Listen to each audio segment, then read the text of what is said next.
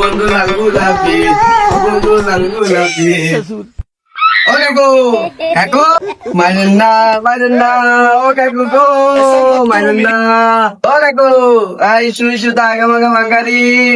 ওই বাঙালি কই বাঙালি বিকালা না, কই দেখ কোন স্টাইলে ভিক্ষা দেওয়া আরে বাঙালি দরজা করলে বাড়ি নি না। তা দিতে না কোন দিদি? দোয়া দিলাম ভিখারি, ঢুকে গেছে সালা।